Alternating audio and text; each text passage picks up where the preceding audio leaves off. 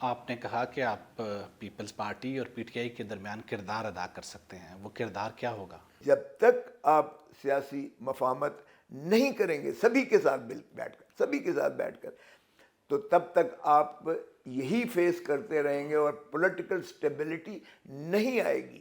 So political stability آئے گی تو معاشی استحکام ہوگا، اکنامک سٹیبلٹی ہوگی اور ملک آگے چلے گا. سو اس کے لیے اگر مجھے یا اعتزاز احسن کیا یہ رول جو ہم کر سکتے ہیں، ہم یقیناً جو ہے ایک کردار ادا کر سکتے ہیں، لیکن ظاہر ہے کہ ہمیں اگر پارٹی کہے گی تو ہی ہم جو ہے آگے بات کرنے لائق ہوں گے. کیا سمجھتے ہیں پی ٹی آئی اور پیپلز پارٹی کے درمیان کوئی مفاہمت، انتخابی اتحاد یا سیٹ ایڈجسٹمنٹ ہو سکتی ہے؟ دیکھیں سیاست ویسے بھی آپ کو پتہ ہی ہے از دی آرٹ آف امپاسبل. کوئی چیز امپاسبل سیاست میں نہیں ہوتی ہے.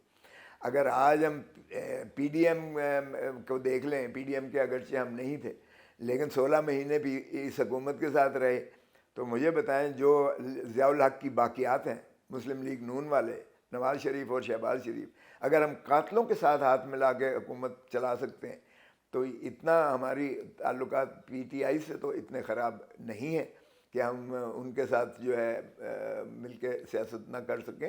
لیکن کیا وجہ ہے کہ عمران خان کے معاملے میں نہ آپ انہیں عدالت سے کوئی ریلیف دلا سکے ہیں، نہ وکلاء کو ان کے حوالے سے کھڑا کر سکیں؟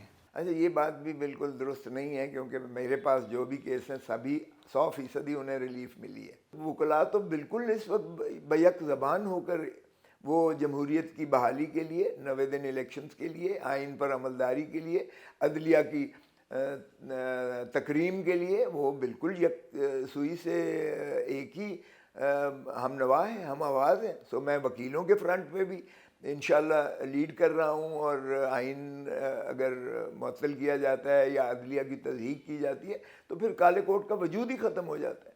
کیا 90 دن کے اندر انتخابات کی آئینی درخواستوں کا معاملہ جسٹس فائز عیسیٰ کے لیے پہلا چیلنج ہوگا؟ میں یہ ایکسپیکٹ کرتا ہوں اور توقع کرتا ہوں کہ قاضی فائز عیسیٰ ول گو بائی دا کانسٹیٹیوشن، اس لیے کہ وہ آئین ہی کی پاسداری کا حلف اٹھائیں گے، بنیادی حقوق عوام کو دلانے کا حلف اٹھائیں گے، اور وہ یہ حلف اٹھائیں گے کہ کوئی چیز متجاوز اس آئین سے میں نہیں ہونے دوں گا. سو وہ اس چیز کا احاطہ اپنے حلف کا کرتے ہوئے وہ پاکستان کے عوام کے لیے مسیحا بن کے آئیں گے، اور میں توقع کرتا ہوں کہ وہ 90 دن جو آئین میں لکھا ہوا ہے وہ اس کے الیکشنز جو ہے انعقاد کروائیں گے. کیا سمجھتے ہیں جسٹس فائز عیسیٰ کے بطور چیف جسٹس آنے سے عدلیہ میں تقسیم کا عنصر کم ہوگا یا بڑھے گا؟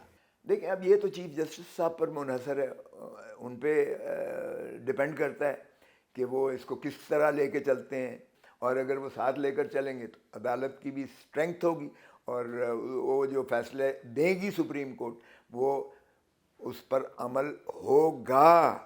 اور یہ موقع نہیں ملے گا کہ 9-7 ہے، 5-3 ہے، 4-3 ہے، 3-2 ہے.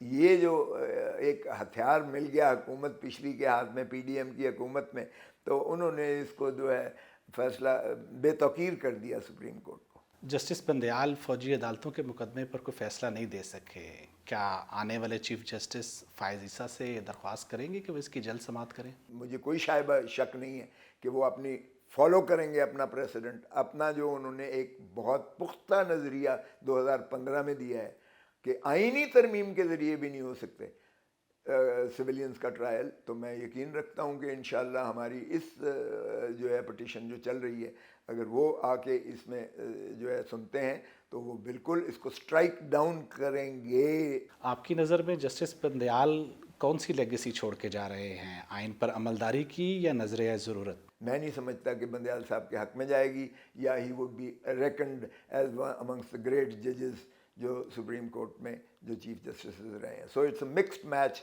Of his decency but his loose grip over the administration of justice it self.